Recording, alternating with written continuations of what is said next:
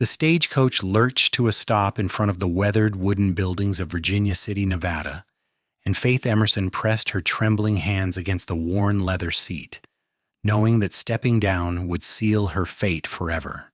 It was the summer of 1876, and the silver mining town sprawled before her like a collection of broken promises, dust swirling through the streets as miners and merchants moved about their business. Faith smoothed down the front of her plain gray dress, the only decent clothing she owned anymore, and clutched the small carpet bag that held everything she had left in the world. Her dark blonde hair was pulled back severely beneath her bonnet, and her green eyes held the wariness of someone who had learned that judgment came swift and merciless. The driver opened the door and extended a weathered hand. Faith took it, stepping down onto the packed earth, her legs unsteady after 3 days of traveling. The late afternoon sun beat down relentlessly, and she could taste the dust in the air. She had come here as a mail-order bride, answering an advertisement from a man named Bernard Mitchell, who claimed to need a wife to help run his ranch outside of town. It was the only option left to her after the congregation of the First Presbyterian Church of Philadelphia had cast her out 6 months ago. Even now, the memory burned like acid in her chest. She had been engaged to the assistant pastor, a man she thought she loved, a man who had whispered promises of a future together. When she had surrendered to him in a moment of weakness and passion, believing they would be married within weeks, she had thought it was the beginning of their life together. Instead, when she discovered she was with child and told him, he had denied everything. He stood before the church elders and called her a liar, a temptress, a woman of loose morals who had tried to trap him into marriage. The baby had not survived past the 3rd month, her body rejecting the tiny life during the worst of the shame and stress, but the damage was done. Her family had turned their backs on her. The church had publicly expelled her. She had been left with nothing and no one. Coming west as a mail-order bride was supposed to be a fresh start, but Faith knew the truth. She was damaged goods, and eventually Bernard Mitchell would learn of it. The thought made her stomach clench with anxiety. "You looking for someone, miss?" A young boy, no more than 12, stood beside the stagecoach, eyeing her carpet bag hopefully. "Yes, I am to meet Bernard Mitchell. Do you know where I might find him?" The boy's face lit up. "Sure do. He is probably at the saloon right about now, the Silver Queen, just down the street there." He pointed to a building with a painted sign. Faith's heart sank. A saloon. Her intended was waiting for her in a saloon. She reached into her small purse and pulled out a penny, handing it to the boy. "Thank you." The boy grinned and darted away, and Faith forced herself to walk toward the saloon. The wooden sidewalk creaked beneath her feet. Men tipped their hats as they passed, and she kept her eyes downcast, aware of the curious glances. A woman traveling alone always drew attention. The saloon doors swung open as she approached, and a man stumbled out, clearly drunk despite the early hour. Faith stepped aside, her resolve wavering. She could not go into a saloon. It would not be proper. Instead, she positioned herself near the entrance and waited, hoping someone inside would notice her and fetch Bernard Mitchell. Minutes ticked by. The sun seemed to grow hotter. Sweat beaded on her forehead beneath the bonnet. Just as she was considering whether she should ask someone for help, a tall figure emerged from the saloon. He was not looking at her, his attention focused on adjusting his hat, and he nearly collided with her. "Pardon me, madam," he said quickly, his voice deep and genuinely apologetic. "I did not see you standing there." Faith looked up and found herself staring into the warmest brown eyes she had ever seen. The man was tall and broad-shouldered, with sun-bronzed skin and dark hair that curled slightly at the edges beneath his dusty hat. He wore simple work clothes, a vest over a cotton shirt, denim pants, and worn boots. A bandana was tied loosely around his neck. There was something immediately kind about his face, a gentleness in his expression that made her breath catch. "It is quite all right," she managed to say. "I am waiting for someone." The man glanced back at the saloon, then at her. "Might I ask who? If he is inside, I could fetch him for you. It is no place for a lady." Bernard Mitchell. I am his intended. I came on the stagecoach. Something shifted in the man's expression, a flicker of concern that he quickly masked. Bernard Mitchell, he repeated slowly. You are the mail-order bride he has been talking about? Yes, I am Faith Emerson. The man removed his hat and held it against his chest. Blake Morrison, madam. I work the ranch next to Bernard's property. He hesitated, as though weighing his words carefully. Bernard is inside. I will get him for you. Before Faith could respond, Blake Morrison turned and went back through the swinging doors. She waited, anxiety building in her chest. There had been something in Blake's reaction, something that suggested all was not well with Bernard Mitchell. She told herself it did not matter. She had nowhere else to go. Blake emerged a few moments later, followed by a shorter, stockier man with thinning red hair and a florid complexion. Bernard Mitchell looked to be in his late 40s, his shirt stained and his breath heavy with whiskey even from several feet away. So you are the woman, Bernard said, looking her up and down with an expression that made Faith's skin crawl. You are prettier than I expected. That is good. I like a pretty wife. Faith forced herself to smile. Mr. Mitchell, it is a pleasure to finally meet you. Bernard, if we are to be married... He stepped closer, and Faith caught the full force of his alcohol-laden breath. Though maybe we do not need to be in such a hurry for the formalities, if you understand my meaning. Blake Morrison stepped forward, positioning himself slightly between Faith and Bernard. Bernard, the lady has just arrived after days of travel. Perhaps you should see her settled first. Where is she to stay until the wedding? Bernard waved a dismissive hand. I got a room at the boarding house. She can stay there. He squinted at Faith. You got money for the room? Faith felt her face flush with humiliation. I have a small amount. Good. Good. You pay for it then. I will come by tomorrow and we will discuss the wedding arrangements. Bernard swayed slightly, then turned back toward the saloon. I got a card game to finish. He disappeared back through the doors, leaving Faith standing in stunned silence. Blake Morrison looked at her with an expression of deep sympathy and something else, something that might have been anger on her behalf. I apologize for Bernard's behavior, Blake said quietly. That was ungentlemanly of him. Faith lifted her chin, determined not to show how close she was to tears. It is quite all right. The journey was long. I am simply tired. Let me help you get settled at the boarding house. It is run by a good woman, Mrs. Callahan. She will take care of you. Blake offered his arm, and after a moment's hesitation, Faith took it. His arm was solid and warm beneath her hand, and she found herself grateful for the support. They walked together down the street, Blake carrying her carpet bag despite her protests. How long have you known Mr. Mitchell? Faith asked, needing to fill the uncomfortable silence. About 3 years. He moved out here from Missouri, bought the property next to mine. It is not much of a ranch, truth be told. He runs maybe 50 head of cattle, does not work the land as hard as he should. Blake glanced at her. I do not mean to speak ill of your intended. That would not be right. But you think I'm making a mistake. Blake stopped walking and turned to face her. Madam, I believe every person has the right to make their own choices. I do not know your circumstances or why you came out here, but I will say this. Bernard Mitchell is not known for his kindness or his sobriety. If you have other options, you might want to consider them. Faith met his gaze steadily. I have no other options, Mr. Morrison. Coming here was my last choice, not my first. I appreciate your concern, but I will manage. Something in Blake's eyes softened.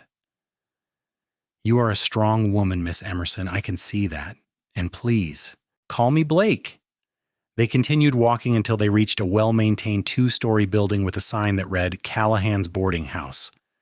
Blake opened the door and ushered Faith inside, where they were greeted by a plump woman in her 50s with graying red hair and a friendly smile. Mrs. Callahan, this is Miss Faith Emerson. She has just arrived from the east and needs a room. Mrs. Callahan's smile widened. Oh, you must be Bernard's mail-order bride. He mentioned you were coming. Welcome to Virginia City, dear. Let me show you to a room. Blake handed Faith her carpet bag. If you need anything, my ranch is about 5 miles northwest of town. The Morrison Ranch. Anyone can give you directions." "Thank you, Blake. You have been very kind." He tipped his hat to her. "Welcome to Nevada, Faith. I hope you find what you are looking for here." As he left, Faith felt an unexpected pang of loss. There was something about Blake Morrison that made her feel safe, and safety was something she had not felt in a very long time. Mrs. Callahan led her upstairs to a small but clean room with a bed, a washstand, and a window that looked out over the street. "It is $2 a week, meals included, breakfast is at 7, supper at 6, no men in the rooms, and no noise after 9 o'clock. Faith paid for the first week from her rapidly dwindling funds and thanked Mrs. Callahan. When she was alone, she sank onto the bed and allowed herself finally to cry. She cried for everything she had lost, for the shame she carried, for the uncertain future that stretched before her, but she did not cry for long. Tears were a luxury she could not afford. The next morning, Faith woke to the sounds of the town coming to life. She washed her face in the basin, changed into her other dress, a faded blue calico, and braided her hair. In the dining room downstairs, several other boarders were eating breakfast. Mrs. Callahan served her eggs, bacon, and strong coffee, and Faith ate mechanically, her stomach tight with nerves. Bernard Mitchell did not come that morning, or that afternoon. Faith waited in the boarding house parlor, watching the street through the window, but he did not appear. By evening, she was more angry than anxious. She had traveled across the country to meet this man, and he could not even be bothered to keep his word. The next day was the same. And the next? Faith's money was running out. She approached Mrs. Callahan on the 4th day, swallowing her pride. "Mrs. Callahan, I need to find work. Do you know of anyone in town who might be hiring?" The older woman frowned thoughtfully. "Well, the general store sometimes needs help, and the school teacher has been talking about needing an assistant when the term starts up again in the fall, but that is still 2 months away." "I will try the general store, thank you." The general store was run by a stern man named Hiram Chester, who looked Faith up and down with a critical eye. "You ever worked in a store before?" "No, but I am a quick learner. I can read and write and do arithmetic. I am organized and hardworking." Hiram grunted. "I will give you a trial period. 6 days a week, 10 hours a day, $3 a week." It was barely enough to cover her room and board, but Faith accepted gratefully. She started the next day, learning to measure out flour and sugar, to wrap parcels in brown paper, to make change, and keep the shelves stocked. The work was tedious, but not difficult, and it kept her mind occupied. On her second day at the store, Blake Morrison came in to purchase supplies. His face lit up when he saw her behind the counter.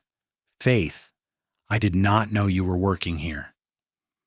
"I needed employment. Bernard has not come to see me since I arrived." Blake's jaw tightened. "That does not surprise me, though it angers me. You deserve better treatment." "I am managing. What can I get for you today?" Blake ordered flour, coffee, and ammunition for his rifle. As Faith measured and packaged his items, they talked. He told her about his ranch, how he had come to Nevada 5 years ago from Texas after his parents died. He ran 200 head of cattle and was trying to build something lasting. There was a passion in his voice when he spoke about the land, about the work, that Faith found compelling. "It sounds like you love it," she said, handing him the wrapped parcels. "I do. It is hard work, and the land can be unforgiving. But when you watch the sun rise over the mountains and you know that what you have is something you built with your own hands, there is no better feeling." Blake paid for his supplies, then hesitated. "Faith, I know it is not my place to say this, but if Bernard does not treat you right, if he mistreats you in any way, you come find me, you hear?"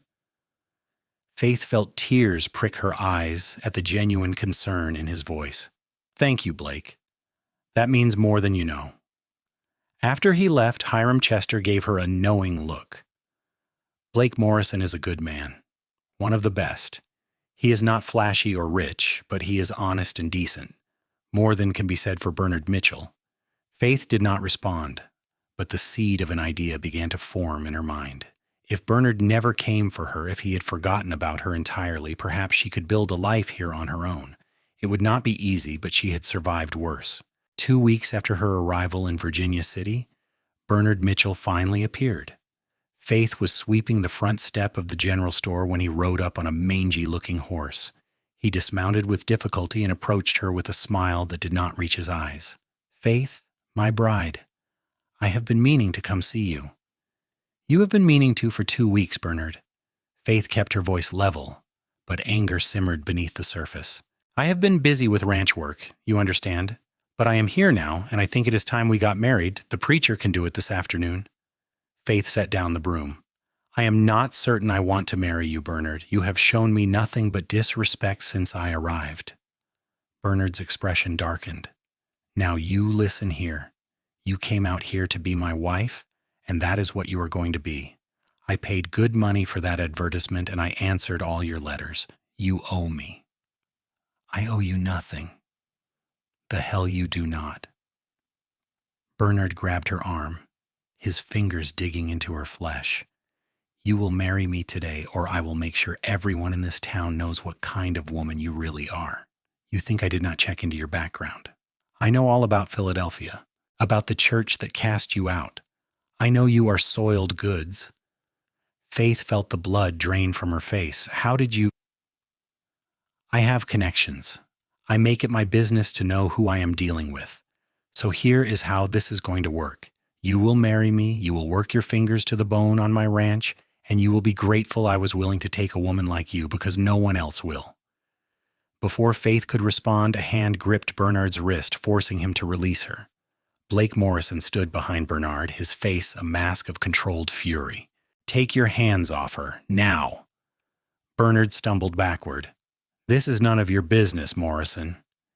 You made it my business when you put your hands on her." Blake stepped between Faith and Bernard, his body a protective barrier. "Faith, is this the man you want to marry?"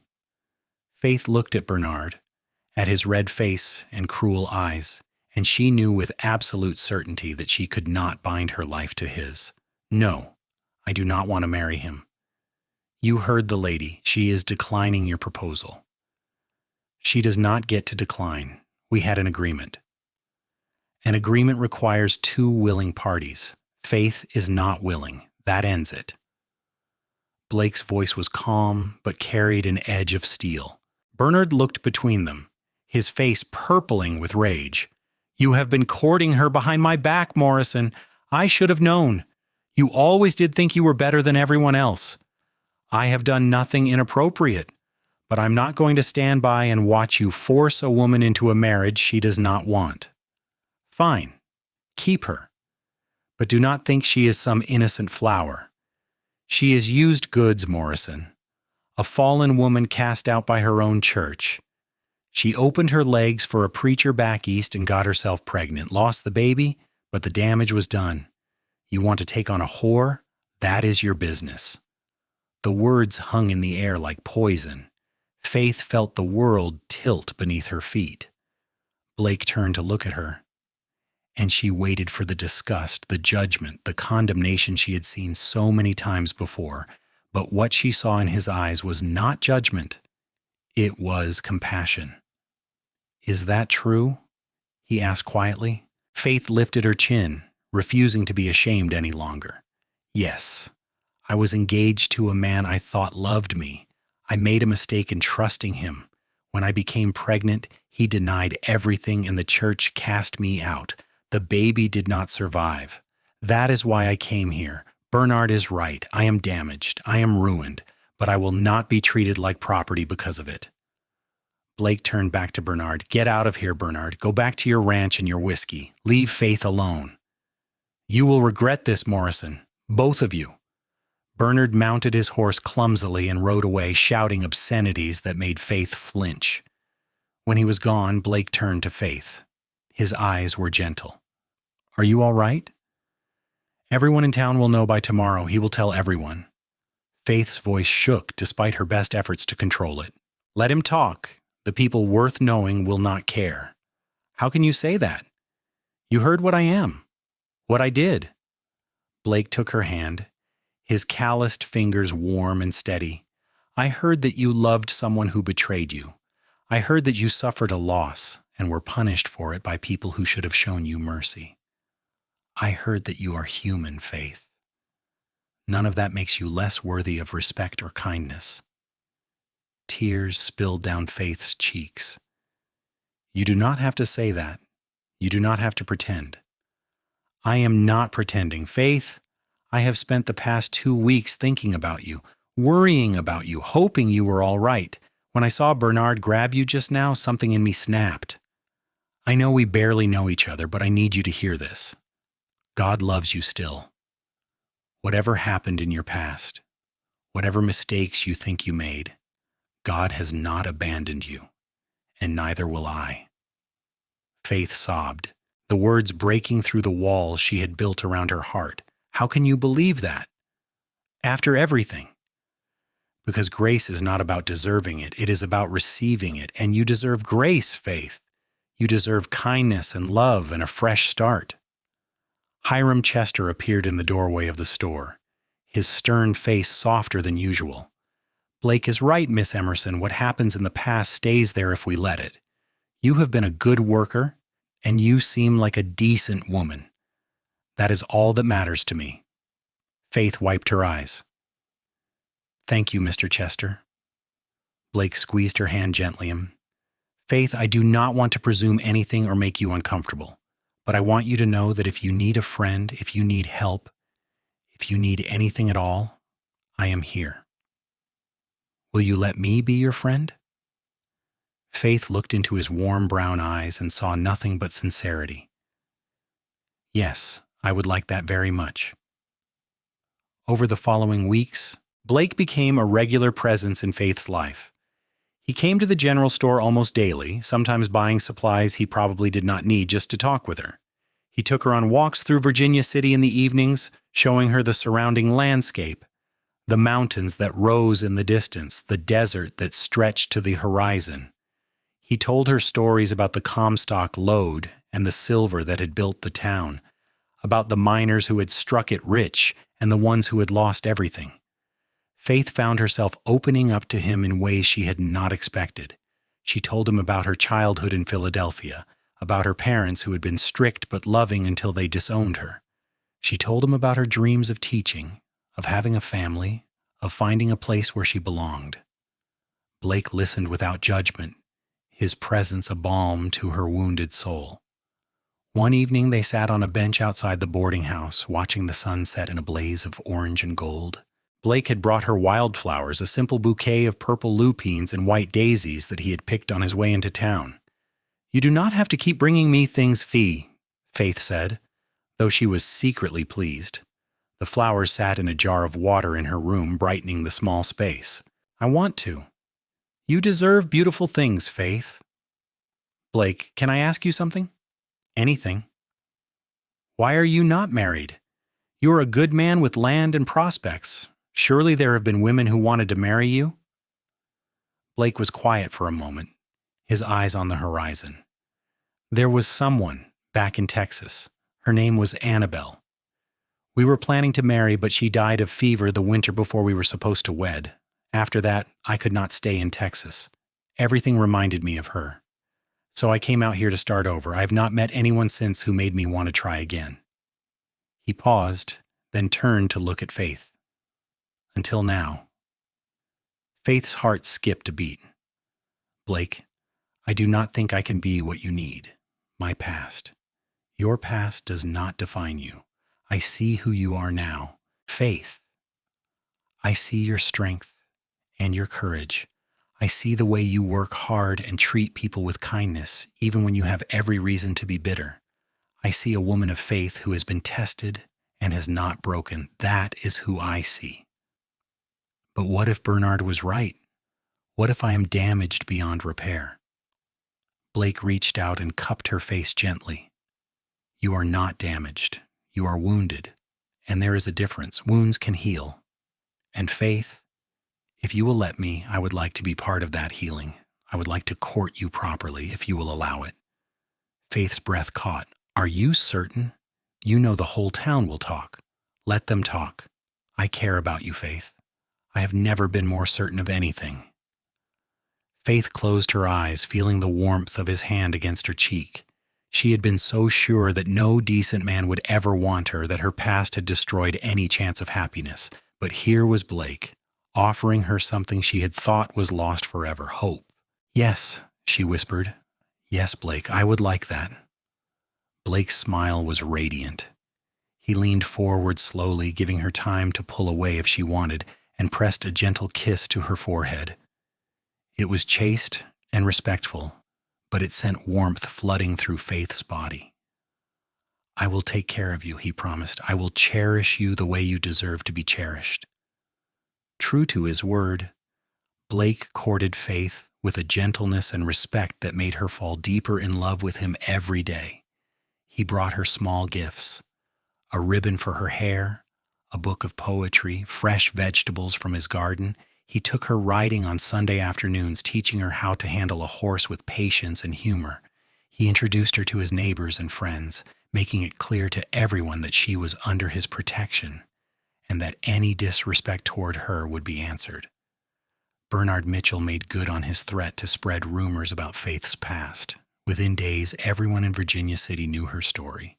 Some people were cruel, whispering behind their hands when she walked by. Others, like Mrs. Callahan and Hiram Chester, were staunchly supportive. The preacher's wife, a kind woman named Eliza, came to visit Faith at the boarding house. "I heard about what happened to you back east," Eliza said gently. "I wanted you to know that you are welcome at our church. My husband believes, as I do, that Christ came to offer redemption to all who seek it. Your past does not exclude you from God's grace." Faith cried in Eliza's arms, overwhelmed by the kindness. She began attending services on Sunday, sitting beside Blake, feeling the weight of her shame slowly lift. The congregation was not entirely welcoming at first, but Blake's steady presence and the pastor's inclusive preaching began to shift attitudes. Faith was not defined by her worst moment. She was a beloved child of God, worthy of forgiveness and love. As summer turned to fall, Faith's feelings for Blake deepened into something profound and unshakable. She loved the way he treated her like she was precious. She loved his quiet strength, his faith, his dedication to his work. She loved the way he made her laugh, the way he listened when she talked, the way he looked at her like she was the most beautiful thing he had ever seen. One crisp October evening, Blake took Faith on a ride to a high overlook that gave a panoramic view of the valley. The aspens were turning gold, and the air smelled of pine and earth. They dismounted, and Blake spread a blanket on the ground. They sat together watching the sun set, and Faith felt a peace she had not known in years. "Faith, I need to tell you something," Blake said, taking her hand. "What is it?" "I am in love with you. I have been for weeks now. Maybe from the first moment I saw you standing outside that saloon, looking so brave and scared at the same time. I know we have not been courting for long, but I'm not a man who does things halfway. I want to spend my life with you. I want to wake up beside you every morning and go to sleep beside you every night. I want to build a family with you, to share my dreams and my burdens with you. I want you to be my wife." Faith's eyes filled with tears. "Blake, I love you too. I did not think I could ever feel this way again, but you have shown me what real love looks like. You have shown me grace and kindness and respect. You have made me believe in myself again." Blake reached into his pocket and pulled out a simple gold ring. "This was my grandmother's. It is not fancy, but it is all I have to offer. Faith Emerson, will you marry me?" "Yes," Faith said, her voice breaking with emotion. "Yes, Blake, I will marry you." He slipped the ring onto her finger, and then he kissed her. It was their first real kiss, and it was everything a kiss should be: tender and passionate and full of promise. Faith felt like she was coming home, like every painful step of her journey had led her to this moment, to this man, to this life. They were married 3 weeks later in the little church in Virginia City. Mrs. Callahan and Hiram Chester stood up with them, and Eliza played the piano. Faith wore a new dress that Blake had bought for her, a soft cream-colored fabric with lace at the collar. Blake wore his best suit, his hair neatly combed, his eyes never leaving Faith's face as the pastor spoke the words that bound them together. "I now pronounce you husband and wife. Blake, you may kiss your bride." Blake cupped Faith's face in his hands and kissed her with a reverence that made her knees weak. The small congregation applauded, and Faith felt joy burst through her chest like sunlight breaking through clouds. The reception was held at the boarding house, where Mrs. Callahan had prepared a feast. There was roasted chicken, fresh bread, apple pie, and even a small cake that Eliza had baked. People came from all over town to celebrate, and Faith was overwhelmed by the genuine warmth and acceptance she received. These people knew her story, and they were celebrating her new beginning anyway. As the evening wound down, Blake took Faith's hand. "Ready to go home, Mrs. Morrison?" Faith's heart swelled at the sound of her new name. "Yes, I am ready." They rode out to Blake's ranch under a sky full of stars. The ranch house was modest, but well built, with a wide front porch and a view of the mountains. Blake had clearly worked hard to make it welcoming. There were curtains in the windows, a quilt on the bed, fresh flowers on the table. "It is not much," Blake said, suddenly uncertain, "but it is ours." Faith turned to him, her eyes shining. "It is perfect. Everything about this is perfect." That night, Blake made love to her with a tenderness that erased every painful memory of her past. He cherished her body, worshipped her with his hands and mouth, and when they finally joined together, it was not an act of taking, but of giving. Faith cried tears of joy and healing, and Blake held her close, murmuring words of love against her skin. "You are mine," he whispered, "and I am yours. Forever." "Forever," Faith echoed. Life on the ranch was hard work, but Faith embraced it with enthusiasm. She learned to cook for Blake, hearty meals that kept him fueled for long days of work. She learned to tend a garden, growing vegetables that would sustain them through the winter. She learned to milk the cow Blake kept, to gather eggs from the chickens, to mend his clothes, and manage the household. In the evenings, they would sit together on the porch, watching the sunset, talking about their day and their dreams. Blake taught her to ride properly, and soon Faith was accompanying him on some of his ranch work, helping to herd cattle and mend fences. She loved the physical labor, the way it made her body strong and capable. She loved being part of something, contributing to the life they were building together. Winter came, and with it, the challenges of life in Nevada. The temperatures dropped, and snow dusted the mountains. Blake worked tirelessly to ensure the cattle had enough feed and water. Faith kept the house warm and prepared hot meals. They huddled together at night under thick blankets, their bodies generating heat and comfort. One particularly cold January night, as they lay in bed with the wind howling outside, Faith told Blake something she had been holding close for weeks. "Blake, I am with child." Blake sat up so quickly he nearly knocked her over. "What? Faith, are you certain?" "Yes, I have missed 2 courses, and I have been feeling ill in the mornings. I am certain." Blake's face transformed with joy. He pulled Faith into his arms, holding her so tightly she could barely breathe. "A baby. We are going to have a baby." "Are you happy?" Faith asked, needing to hear him say it. "Happy?" "Faith, I am overjoyed. You have given me everything I ever wanted, a home, a wife, and now a child. I am the luckiest man alive." Faith buried her face in his chest, her own happiness almost too much to contain. This was different from the first time she had been pregnant. Then she had been filled with fear and shame. Now she was filled with hope and love. This child would be born into a home where it was wanted and cherished. This child would have 2 parents who loved each other and would love their baby with everything they had. As the pregnancy progressed, Blake became even more protective. He insisted that Faith rest more, that she not strain herself. He hired a woman from town to come help with the heavier chores. He brought her anything she craved, no matter how odd the request. Faith had never felt so cared for, so valued. In early spring, just as the wildflowers were beginning to bloom, Faith went into labor. Blake rode into town at breakneck speed to fetch the midwife, a competent woman named Mrs. Hartley who had delivered half the babies in Virginia City. The labor was long and difficult, and there were moments when Faith was certain she could not endure any more.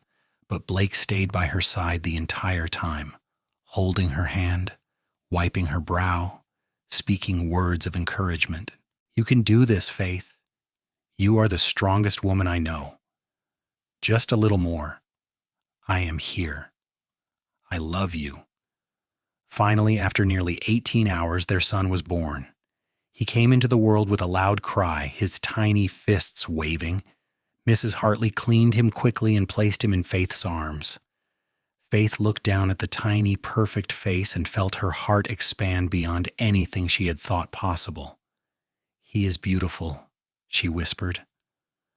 Blake touched his son's head with a trembling hand, tears streaming down his face. "He is perfect, just like his mother." They named him Benjamin, after Blake's father, and from the moment of his birth he became the center of their world.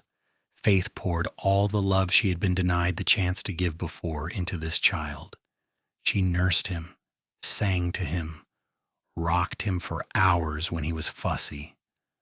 Blake was an attentive father, changing diapers, walking the floor with Benjamin when Faith was exhausted, marveling at every tiny milestone. As Benjamin grew from an infant to a toddler, the ranch prospered. Blake expanded his herd and built a larger barn. Faith's garden flourished, providing vegetables they could sell in town. They were not wealthy, but they were comfortable, and more importantly, they were happy. When Benjamin was 2 years old, Faith discovered she was pregnant again. This time the pregnancy was easier, and in the spring of 1880 she gave birth to twin daughters. They named them Carolyn and Clara, and Blake joked that he was now thoroughly outnumbered by the women in his life. The little house was bursting with life and noise. Benjamin, now a curious and energetic 3-year-old, helped his father with small chores and followed him everywhere. The twins were sweet-natured babies who seemed to take turns sleeping and crying, ensuring that Faith and Blake were always busy.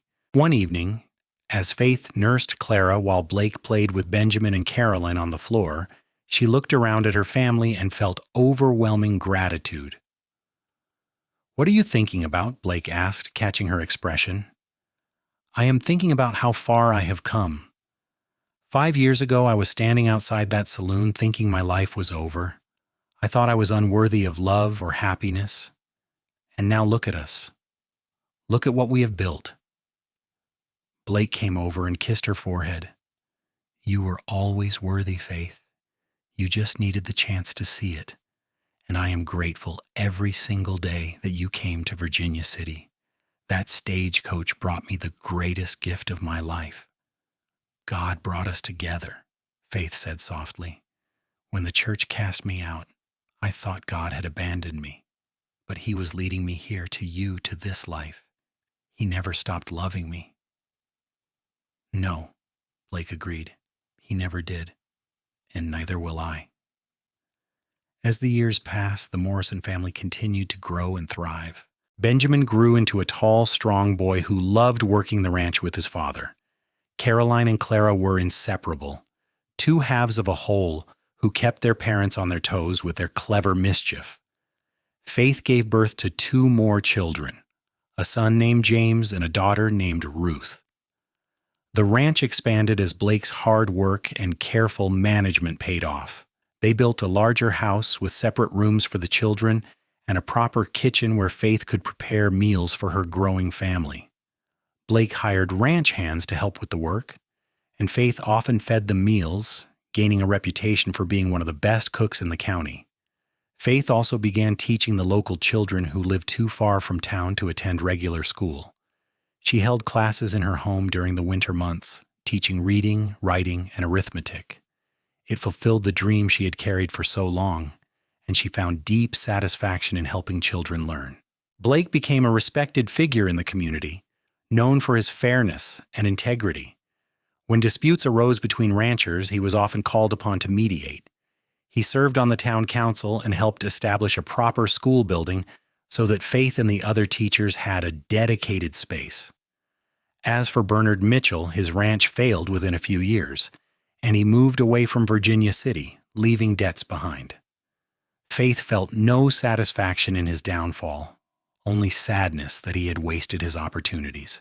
She prayed for him, hoping he would find redemption and peace. One Sunday morning, nearly 10 years after their marriage, Faith and Blake sat in church with their 5 children.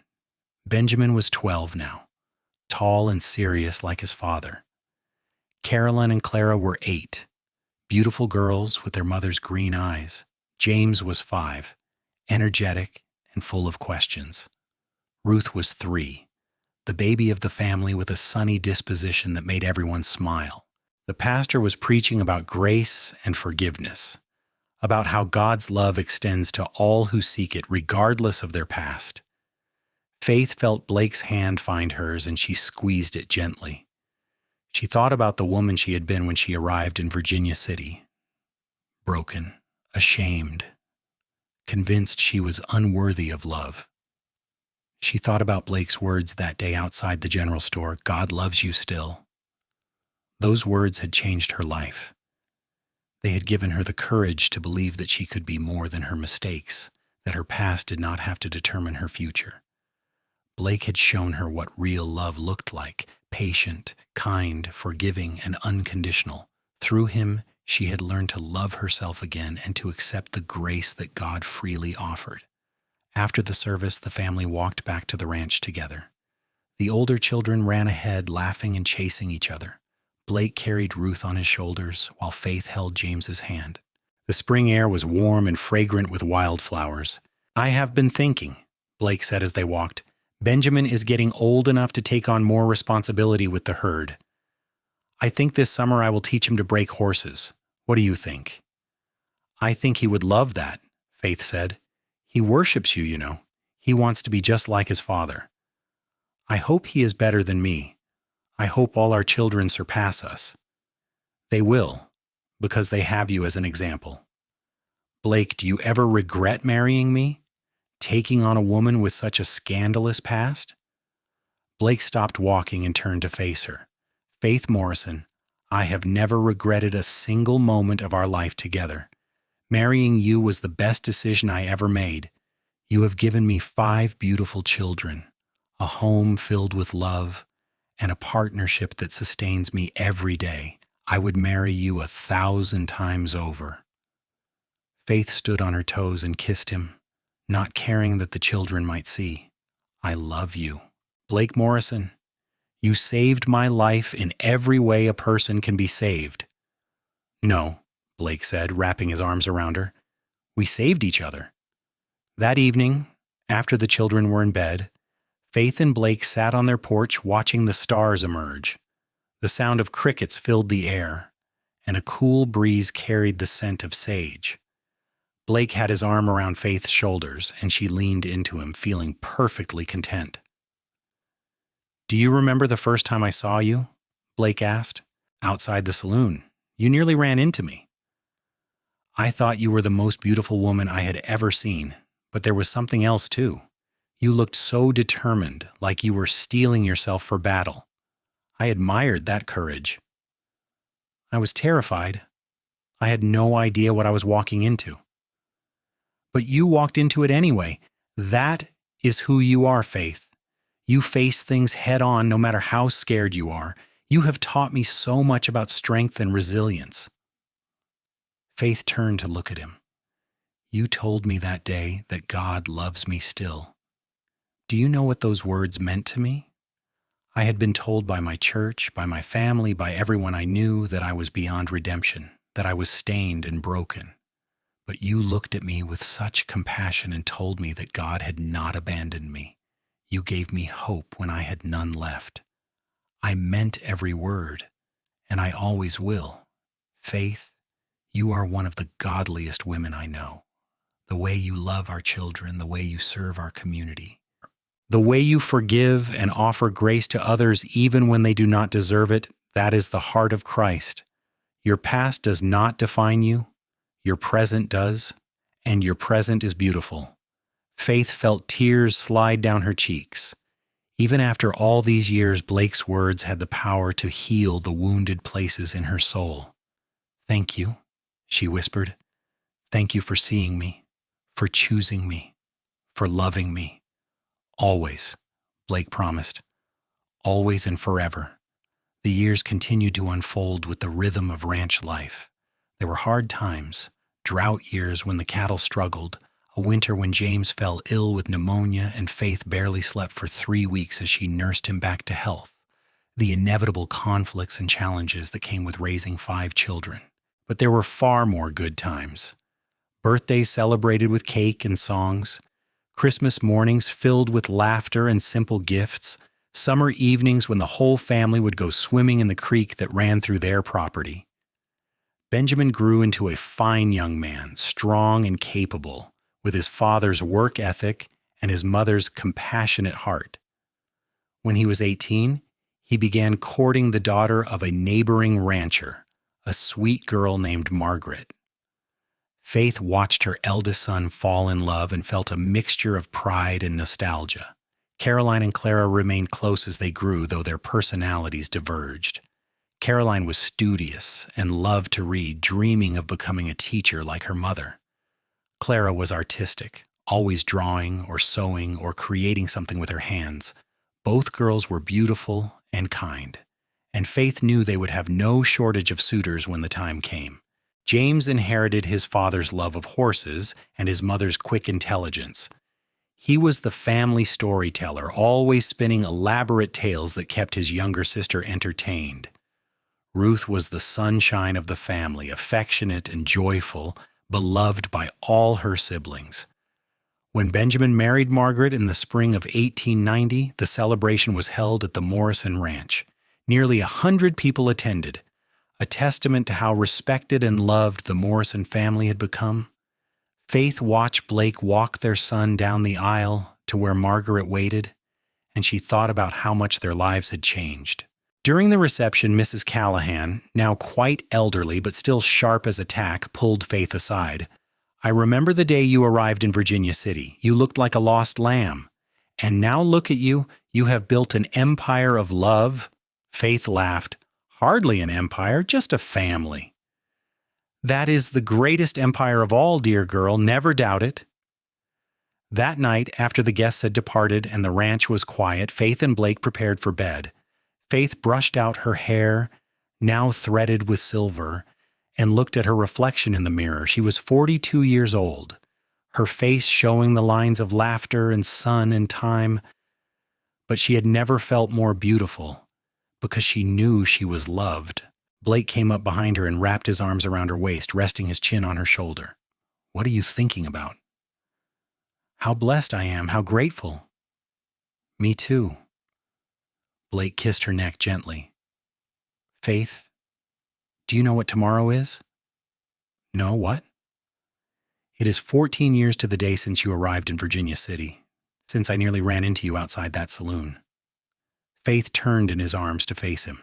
14 years. It feels like both a lifetime and a moment. "I have loved you for every single one of those days, and I will love you for every day that remains to us." Faith reached up and cupped his face, tracing the lines that years of hard work and sun had etched there. "You are the best man I have ever known, Blake Morrison. You are the answer to prayers I did not know how to pray. You showed me grace when I could not show it to myself. You loved me back to life." They made love that night, with the tenderness and passion of two people who knew each other completely, whose bodies and souls had been intertwined for so long they were one flesh. Afterward, they lay together in the darkness, their legs tangled, their hearts beating in synchrony. More years passed.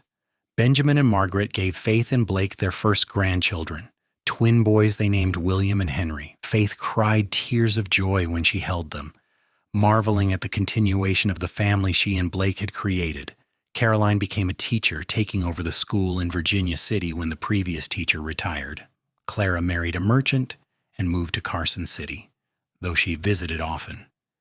James took over more of the ranch operations as Blake's body began to feel the toll of decades of hard work. Ruth, sweet Ruth, fell in love with a young doctor who came to Virginia City to set up a practice. On their 20th wedding anniversary, Blake surprised Faith with a trip to San Francisco.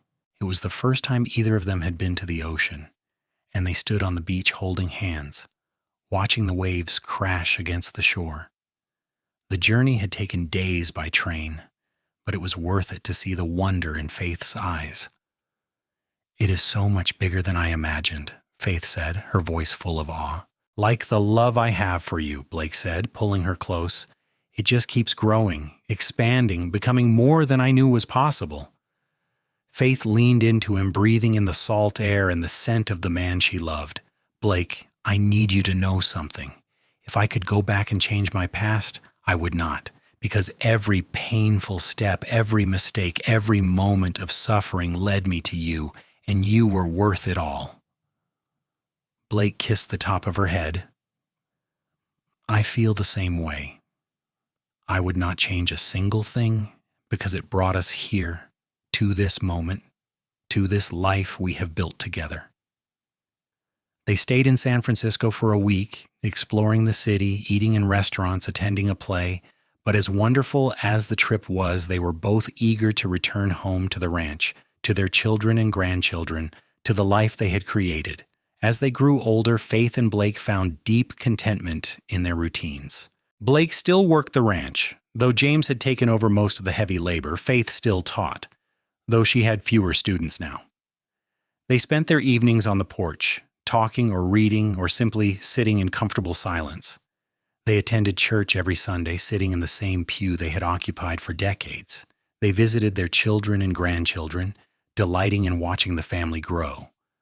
One warm summer evening, when Faith was 55 and Blake was 58, they sat together watching the sunset. Blake had been unusually quiet all day, and Faith could tell something was on his mind. "What is troubling you?" she asked, taking his hand. Blake sighed. "I have been thinking about mortality, about how many years we might have left." "Blake Morrison, do not talk like that. You are healthy and strong." "I'm getting old, Faith. We both are, and I find myself wanting to make sure you know, really know, how much these years with you have meant to me. You took a broken cowboy and made him whole. You gave me a reason to work hard, to be better, to believe in grace. You are the love of my life, Faith. You always will be." Faith felt tears well in her eyes. "And you are mine. Blake, you saved me. Not just from Bernard Mitchell or from poverty, but from myself. You taught me that I was worthy of love. You showed me what God's grace looks like in human form. Every day with you has been a gift." They sat together as the sun dipped below the mountains, painting the sky in shades of orange and purple and gold. The ranch spread out before them, the land they had worked and loved and built their lives upon. In the distance, they could hear James calling to the ranch hands and the laughter of their grandchildren playing near the barn. "We did good, didn't we?" Blake said softly. "We did better than good. We built something lasting, not just the ranch or the house, but a family rooted in love and faith. Our children and grandchildren will carry that forward long after we are gone." Blake squeezed her hand. "I love you, Faith Morrison." "I love you too, Blake. Today, tomorrow, and forever." The years that followed were rich with the rewards of a life well lived. Blake and Faith watched their grandchildren grow, eventually seeing the arrival of great-grandchildren. The Morrison Ranch remained in the family, passed down through the generations. Benjamin and James worked it together, maintaining the high standards Blake had set. On their 30th wedding anniversary, the family threw a massive celebration. All 5 children came, along with their spouses and children. The ranch was filled with laughter, music, and love. A photographer was brought in from Carson City to take a family portrait, and Faith stood in the center surrounded by her descendants, Blake at her side, his arm around her waist. As she looked at the sea of faces, some bearing her features, others resembling Blake, all of them carrying pieces of the love she and Blake had created, Faith felt overcome with emotion. From the ashes of shame and rejection, God had brought forth this beautiful family. He had taken her brokenness and created something whole and good. That night, after everyone had gone home or gone to bed, Faith and Blake sat on their porch one more time. The stars were brilliant overhead, and a gentle breeze carried the scent of the land they loved. 30 years, Blake mused. Where did the time go? Into our children, into this ranch, into every sunrise and sunset we watched together. If I could do it all again, I would change nothing. Neither would I, Faith agreed. Blake turned to her, his weathered face illuminated by the moonlight. Faith, do you remember what I told you that first day when Bernard revealed your past and you thought I would turn away? You said God loves me still, and He does. He always has. You were never cast out by Him, only by people who did not understand grace. You were never damaged or ruined. You were hurt, and you healed. And in your healing, you helped heal others. That is the testimony of your life, Faith. That is the legacy you leave. Faith leaned her head on his shoulder. Our legacy. I could not have done any of it without you. We were meant for each other. Two broken people who found wholeness in each other's arms. That is the greatest love story I know. They sat in silence for a long time, holding hands, comfortable in the quiet. The years stretched behind them, full of memories and moments both ordinary and extraordinary. The years ahead were uncertain, but they would face them together, as they had faced everything else. Blake and Faith Morrison lived many more years, blessed with good health and continuing joy in their family. They were pillars of the Virginia City community, known for their generosity and kindness. Faith continued teaching until she was 70, influencing hundreds of children over the course of her career. Blake worked the ranch until his body finally insisted he slow down, at which point he contented himself with advising James and Benjamin and spending time with his ever-growing brood of grandchildren and great-grandchildren. When Blake passed away peacefully in his sleep at the age of 83, Faith grieved deeply but not hopelessly. She knew that the love they had shared transcended death, that the life they had built together would continue through their descendants. She knew she would see him again. Faith lived another 5 years after Blake's death, cared for by her children and surrounded by family. She spent her final years recording the family history, writing down the stories of how she and Blake had met, how they had fallen in love, how God had redeemed her broken past and given her a beautiful future. On a quiet spring morning, much like the morning she had arrived in Virginia City so many years before, Faith passed away in her sleep. She was 85 years old, and she died with a smile on her face, her last thoughts of Blake and the life they had shared. At her funeral, held in the little church where she and Blake had married, Caroline stood and read from her mother's writings. I came to Virginia City broken and ashamed, believing I was unworthy of love. But God had different plans. He brought me a cowboy with a gentle heart and a deep faith, a man who showed me grace when I could not show it to myself. Blake told me that God loved me still, and in those words I found the courage to believe again. Our love story was not perfect, but it was ours, and it was beautiful. We built a family rooted in faith and love, and that is the greatest legacy anyone could leave. To my children, grandchildren, and great-grandchildren, remember that no past is so dark that God's grace cannot reach it, no mistake so great that love cannot heal it. Choose grace. Choose love. Choose to believe in redemption. That is what your grandfather taught me, and that is what I hope to teach you. There was not a dry eye in the church. After the service, the family gathered at the ranch to celebrate Faith's life. They told stories, laughed, cried, and remembered the woman who had come west as a mail-order bride and become the heart of their family. Benjamin, now an old man himself, stood on the porch where his parents had spent so many evenings together. He looked out at the land they had worked, the home they had built, and the family they had created. His children and grandchildren surrounded him, and he felt the weight of the legacy he carried.